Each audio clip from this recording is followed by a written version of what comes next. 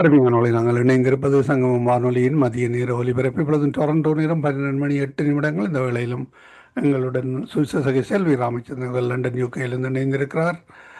புதிய நேரத்திலும் நேர மாற்றம் காரணமாக இணைந்திருக்கிறார். அவரை வரவேற்போம், அவருடைய கரத்திலே ஒப்புவிப்போம்.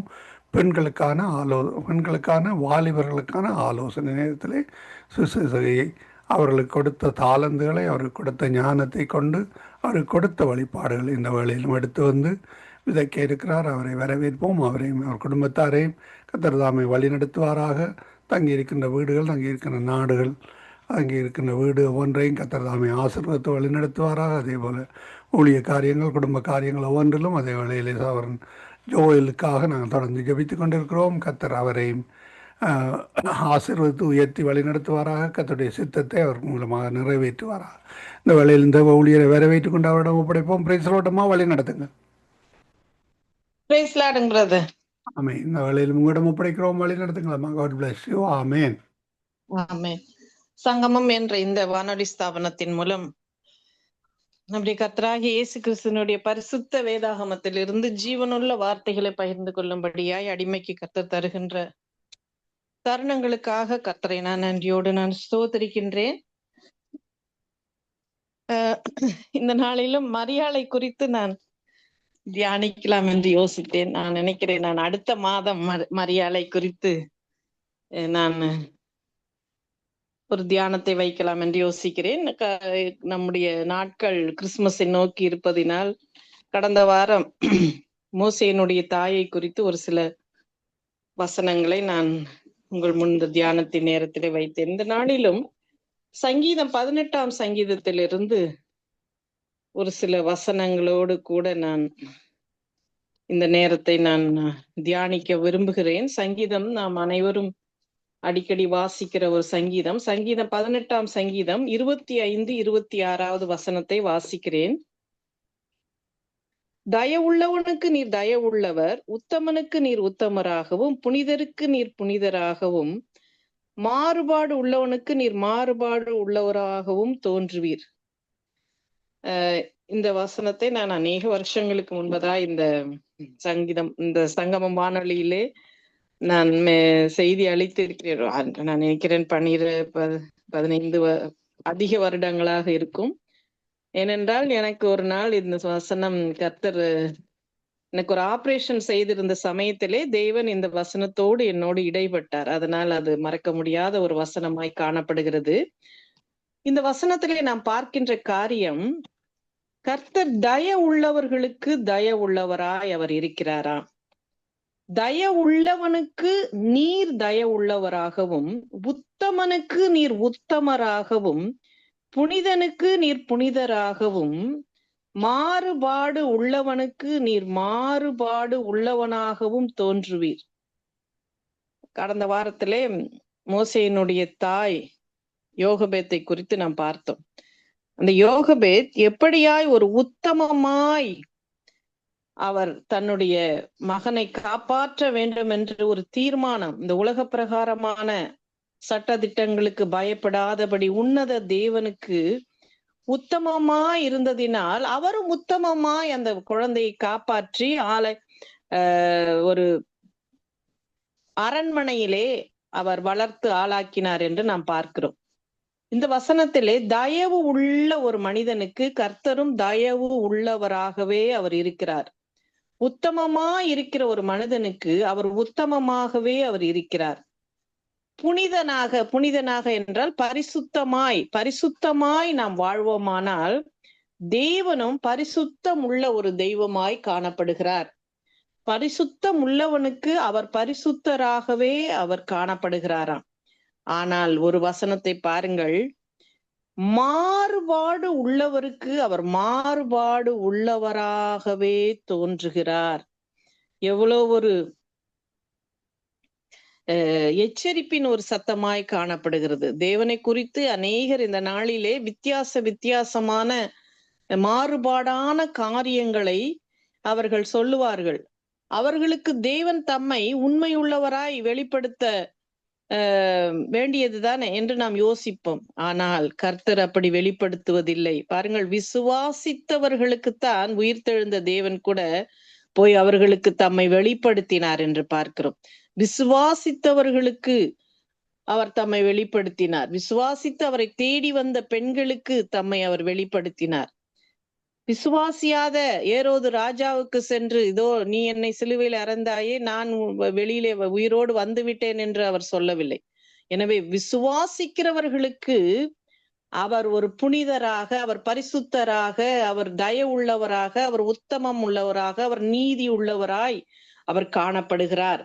அப்படித்தான் இந்த வசனம் நமக்கு ஒரு எச்சரிப்பின் வசனமாக, நமக்கு ஒரு ஆறுதலின் வசனமாக, நாம் இந்த நாளிலே பரிசுத்த தெய்வத்தை ஆராதித்துக் கொண்டிருக்கிறோம்.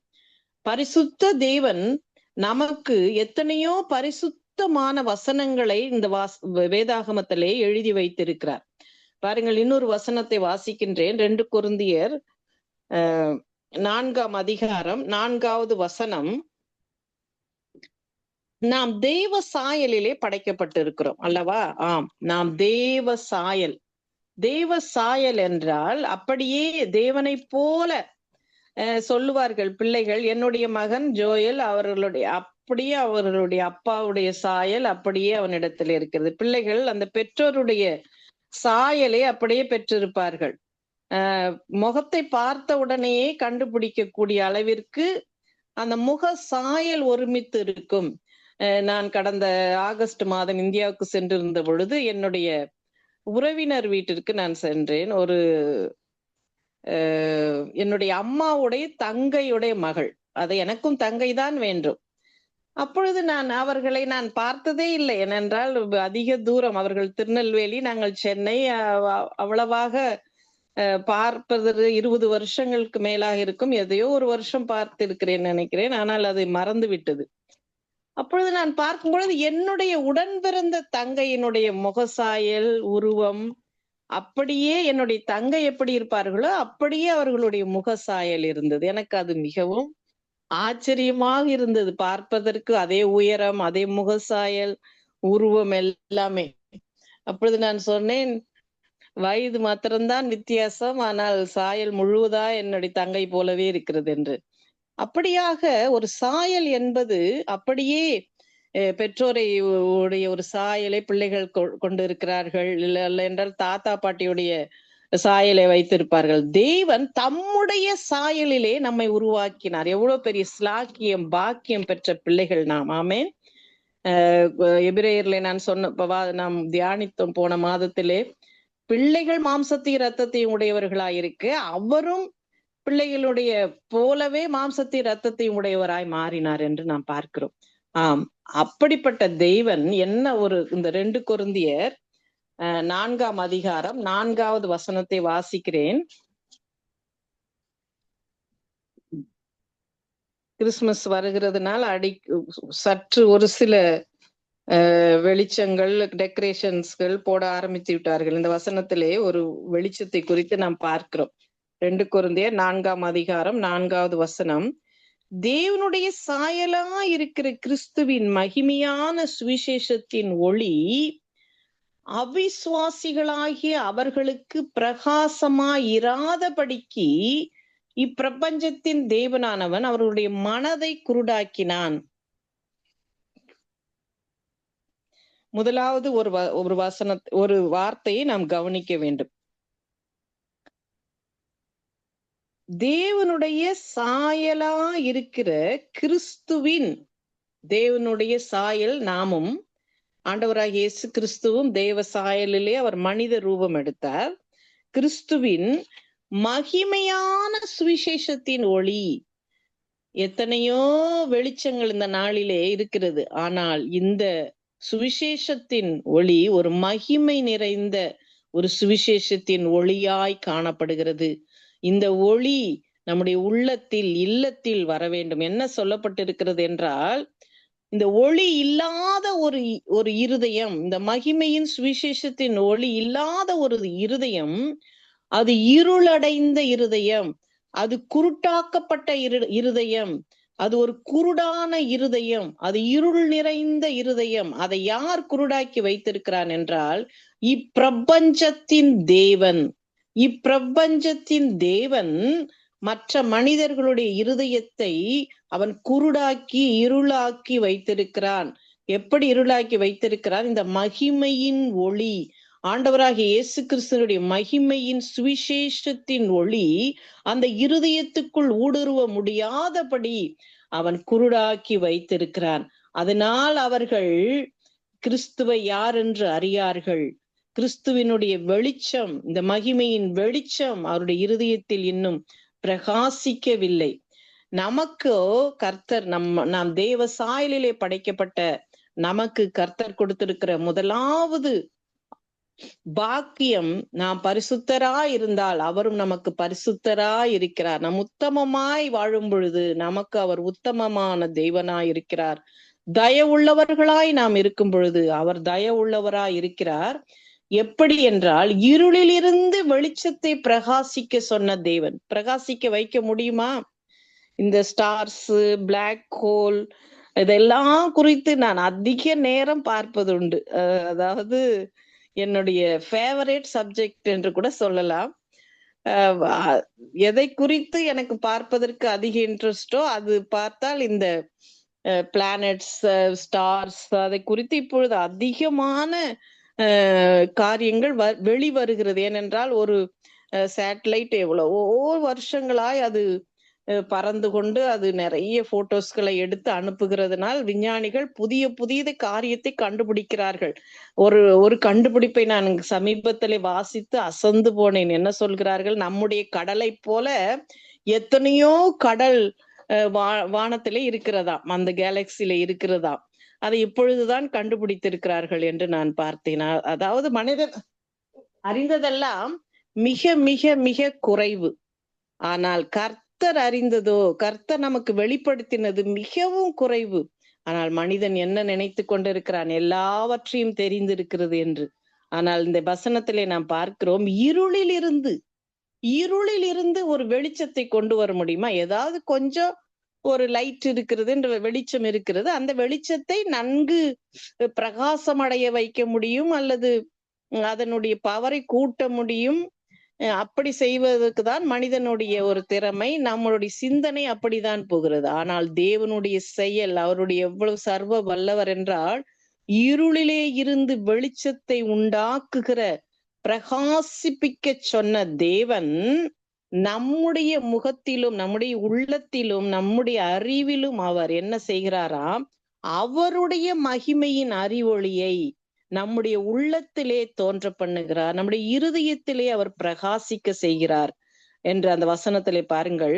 இருளிலே இருந்து வெளிச்சத்தை பிரகாசிக்க சொன்ன தேவன் இயேசு கிறிஸ்துவின் முகத்தில் உள்ள தமது மகிமையின் அறிவாகிய ஒளியை தோன்ற பண்ணும் பொருட்டாக எங்கள் இருதயங்களிலே அவர் பிரகாசித்தார். இந்த மகத்துவமுள்ள வல்லமை எங்களால் உண்டாயிராமல் தேவனால் உண்டாயிருக்கிறது என்று விளங்கும்படி இந்த பொக்கிஷத்தை மண் பாண்டங்களில் பெற்றிருக்கிறோம். எவ்வளவு பெரிய பாக்கியம்!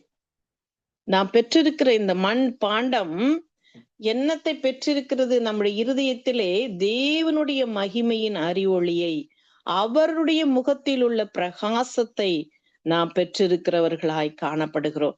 எனவே இந்த பாக்கியம் மற்றவர்களுக்கு இல்லை.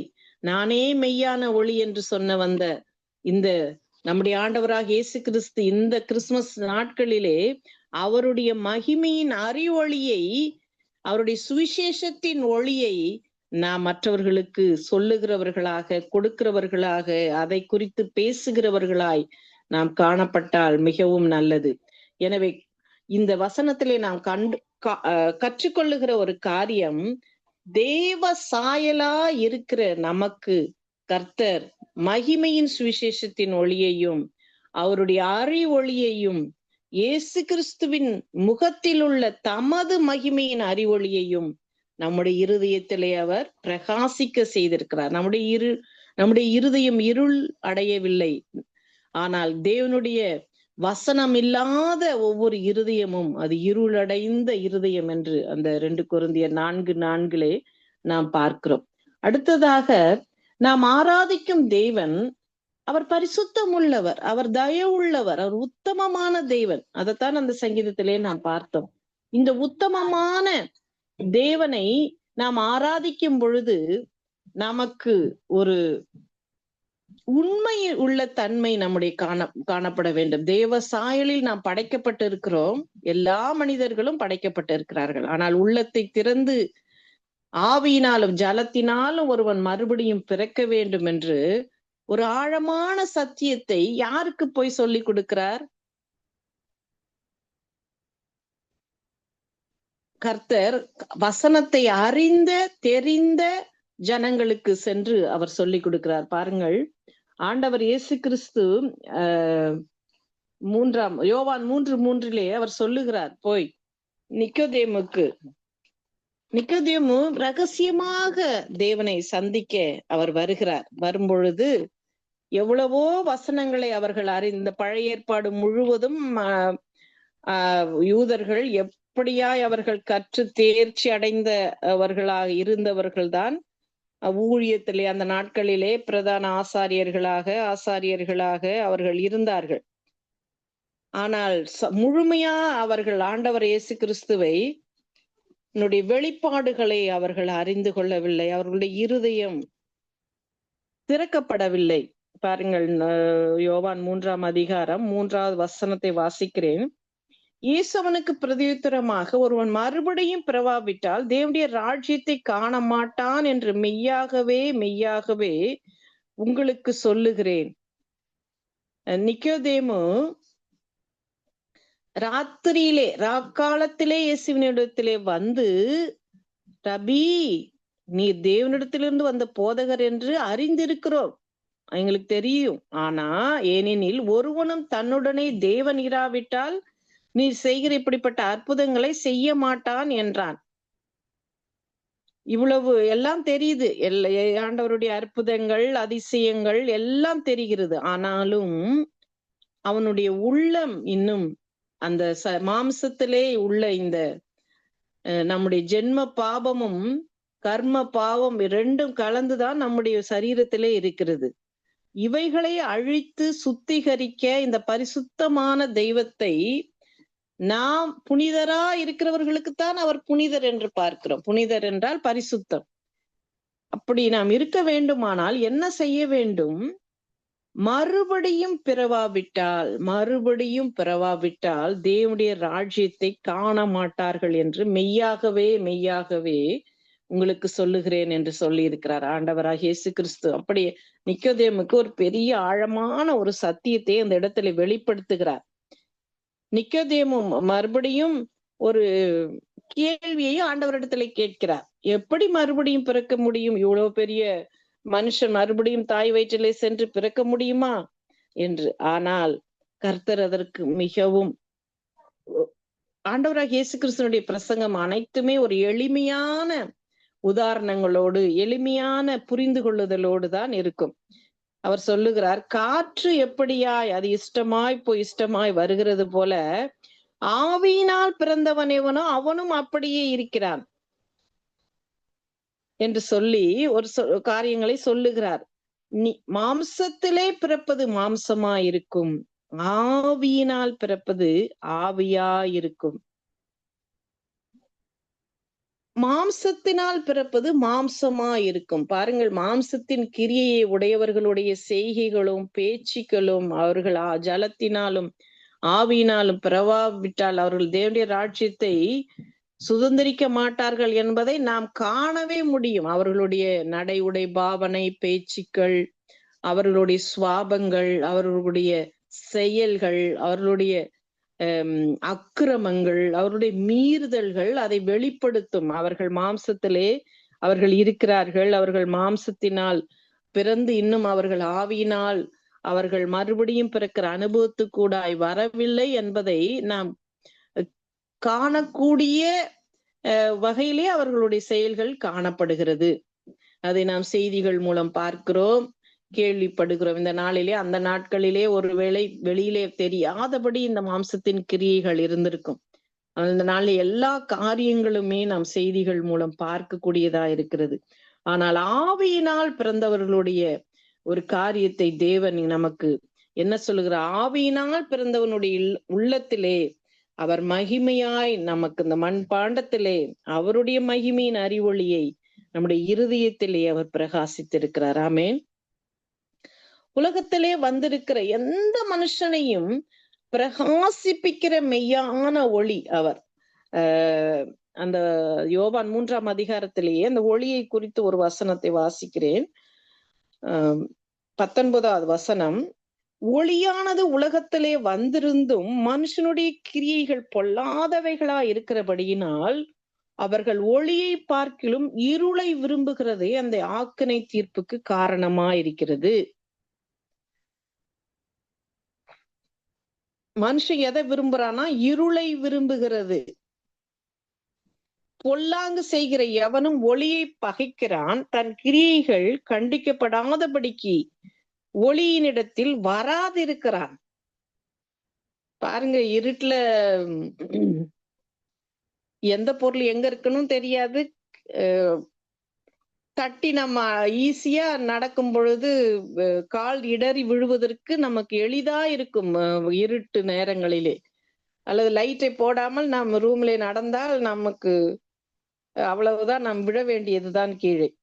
ஆனால் அதே போலதான் ஒரு மாம்சத்துக்குரிய ஒரு மனிதன், அவனுக்கு எந்த காரியம் வெளிச்சம் வந்தவுடன் அவனுடைய மாம்சத்தின் கிரியைகள் வெளிப்பட்டு விடும். லைட்டை போட்டவுடன் வீட்டிலே, இன்னும் சொல்ல போனால் இந்த டஸ்ட் வீட்டிலே நாம் துடைக்கும் பொழுது நன்கு லைட் போட்டு வெளிச்சத்திலே துடைத்தாதான் நமக்கு டஸ்ட் இருக்கிற இடங்களே தெரியும்.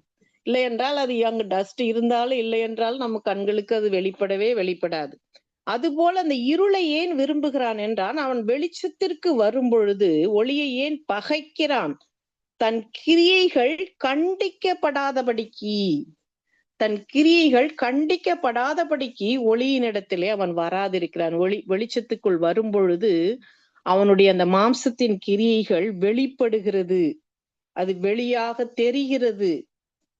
ஒளியினிடத்திலே அவன் வருவதற்கு அதுதான் தயங்குகிறார்கள். அந்த சத்தியத்தை அறிகிற அறிவு இருந்தும் அநேகர் இப்படியா இருளான பாதையினூடாய் செல்லுகிறதை நாம் பார்க்கிறோம். அடுத்ததாக, எனவே நாம் உத்தமமாய் நடந்தால் தேவன் உத்தமமாய் இருப்பார். மாறுபாடு உள்ள இந்த மாம்சத்தின் கிரியைகளுடைய அந்த மறுபடியும் பிறவாத மனிதனை போல் நாம் இருப்போமானால் அவர் மாறுபாடு உள்ள ஒரு தெய்வனாகவே அவர் காணப்படுவார். அடுத்ததாக, நீதிமொழிகள் 3ஆம் அதிகாரம் 6ஆம் வசனத்திலே, உன் வழிகளிலெல்லாம் அவரை நீ நினைத்துக்கொள் என்று போடப்பட்டிருக்கிறது. எப்படி அவருடைய வழிகளில் எல்லாம் அவரை நாம் நினைத்து கொள்ள முடியும் என்று நீங்கள் யோசிக்கலாம். அதனால்தான் இரவும் பகலும் அவருடைய வேதத்தை தியானிக்கிற மனுஷன் பாக்கியவான் என்று போடப்பட்டிருக்கிறது. நம்முடைய எல்லா திட்டங்களிலும், தீர்மானங்களிலும், செய்கைகளிலும் தேவனை நமது தேவனாய் நம்முடைய கர்த்தராக அவரை நாம் நியமித்து நினைத்து காரியங்களை செய்கிறவர்களாய் காணப்பட வேண்டும். அதற்குத்தான் உன் வழிகளில் எல்லாம் அவரை நினைத்துக்கொள், அப்பொழுது உன் பாதைகளை செம்மைப்படுத்துவார்.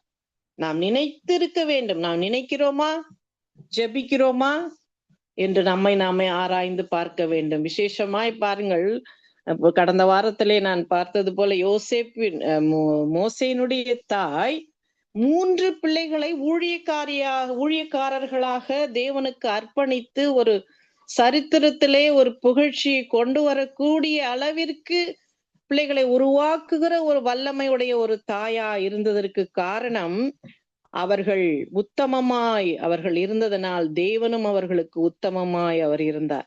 எல்லா நாட்களிலும் தேவனிடத்திலே விசுவாசத்துடன் அவருடன் இணைந்து அவருடைய வழி நடத்துதலுக்காக ஜபத்தினால், விண்ணப்பத்தினால் அவரை நோக்கி பார்த்து நாம் வாழ்கிறவர்களாய் காணப்பட வேண்டும்.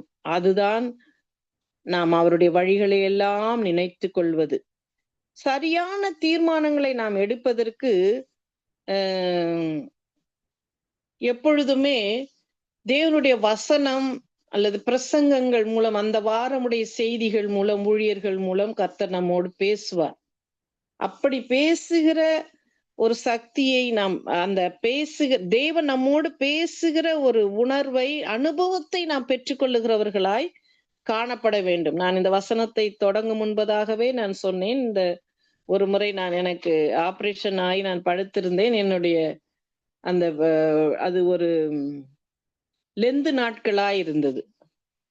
அந்த நேரத்துல இந்த வசனம் எனக்கு மிகவும் அந்த மாறுபாடு உள்ளவனுக்கு அவர் எப்படி மாறுபாடு உள்ளவராக தோன்றுவார் என்கிற காரியத்தை அந்த நாளிலே கர்த்தர் என்னோடு இடைப்பட்டார். நீதிமொழிகள் 2ஆம் அதிகாரம் 12 முதல் 17 வசனங்களிலே கூட அதே கருத்தை நாம் பார்க்கலாம். அதாவது மாறுபாடு உள்ளவர்கள், அநேக மாறுபாடு உள்ள நிறைந்த ஜனங்கள் இந்த நாளிலே மற்ற காரியங்களை பேசி வேண்டாத காரியங்களையும் தேவையில்லாத அவதூறுகளையும் பேசுகிறவர்களை நாம் பார்க்கிறோம். நீதிமொழிகள் 2ஆம் அதிகாரம் 12 முதல் 17 வசனங்களை வாசிக்கிறேன். அதனால் நீ துன்மார்க்கருடைய வழிக்கும் மாறுபாடு பேசுகிற மனுஷனுக்கும் அந்தகார வழிகளில் நடக்க நீதி நெறிகளை விட்டு தீமை செய்ய மகிழ்ந்து துன்மார்க்கருடைய மாறுபாடுகளில் களிகூறுகிறவர்களுக்கும் மாறுபாடான பாதைகளிலும் கோணலான வழிகளிலும் நடக்கிறவர்களுக்கும் நீ தப்புவிக்கப்படுவாய். எப்பனா நம்ம இருதயத்தை அவருக்கு கொடுத்து ஞானம் நம்முடைய இருதயத்திலே பிரவேசிக்கும் பொழுது இந்த மாதிரி மாறுபாடு உள்ளவங்களுக்கெல்லாம் நாம் தப்புவிக்கப்படுவோம். மாறுபாடு பேசுகிற மனுஷருக்கும் அந்தகார வழிகளில் நடக்க நீதி நெறிகளை விட்டு தீமை செய்ய மகிழ்ந்து, பாருங்கள், தீமை செய்வதற்கு அவர்களுக்கு எப்படி இருக்கிறது? மகிழ்ச்சியா இருக்கிறது. துன்மார்க்கருடைய மாறுபாடுகளில் களி கூறுகிறார்கள். கர்த்தரிடத்திலே களி கூறுதல் என்றுதான் ஃபாதர் பெர்க்மன்ஸ் கூட பாட்டு எழுதியிருக்கிறார். ஆனால் இந்த பாட்டிலே இந்த வசனத்திலே பாருங்கள், மாறுபாடுகளில் களி கூறுகிறவர்கள், மாறுபாடான பாதைகளிலும் கோணலான பாதைகளிலும் நடக்குகிறவர்களுக்கு நாம் தப்பித்துக் கொள்வதற்கும் தேவன் நமக்கு தேவ ஞானத்தை அவர் தருகிறவராய் காணப்படுகிறார். இது விசேஷமா இந்த நாளிலே வாலிப பிள்ளைகளுக்கு இது அவசியமான ஒரு காரியமாய் காணப்படுகிறது. எத்தனை மாறுபாடான அந்த ஜீவ பாதையிலே அவர்கள் வந்து சேர்வதில்லை. அவர்களுடைய பாதைகள் மாறுபாடான பாதைகள். அது எங்கேயோ கொண்டு இடுக்கமான அல்லது இச்சகமான வார்த்தைகளை பேசுகிற பர ஸ்திரீகளிடத்திலே கொண்டு போய் விடுகிறது என்று இந்த வசனம் நமக்கு எச்சரிக்கிறது. எனவே மாறுபாடான பாதைகளிலும் கோணலான பாதைகளிலும் நடக்கிறவர்களுக்கு தப்பித்து கொள்ள தேவன் நமக்கு உதவி செய்கிறவராய் காணப்படுகிறார். அடுத்ததாய் ஒரு வசனத்தை சொல்லிக் கூட நான் முடிக்க விரும்புகிறேன்.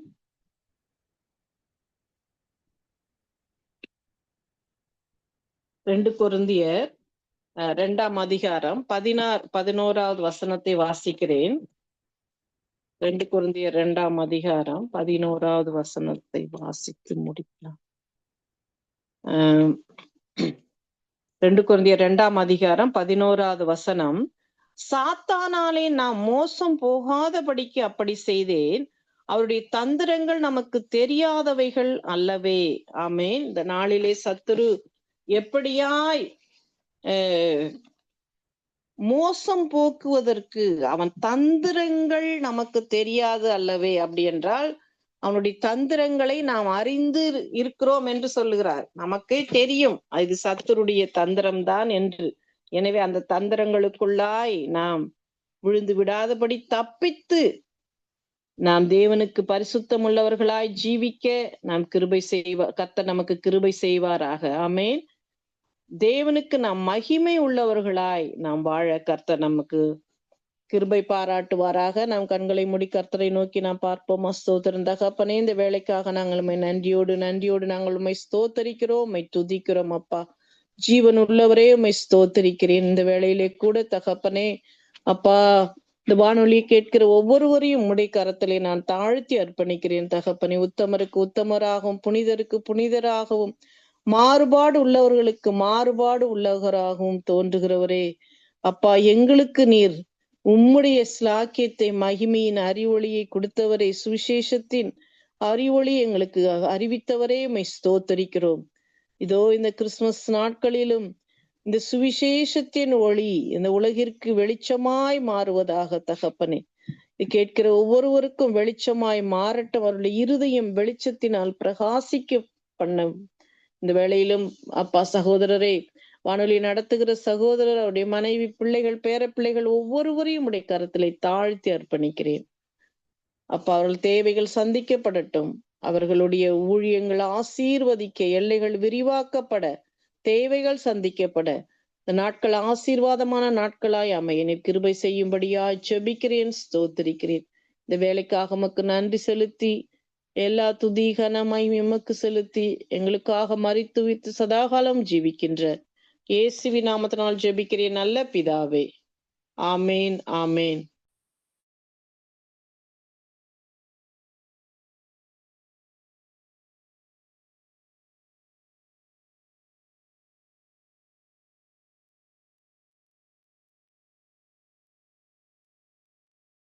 Praise Lord, brother. சாரி அம்மா, நம்ம மைக் ஆஃப்ல இருந்தது. அந்த வகையிலே சுவிசேஷத்தின் ஒளி எங்கும் பிரகாசிக்க கத்தர் உதவி செய்வாராக.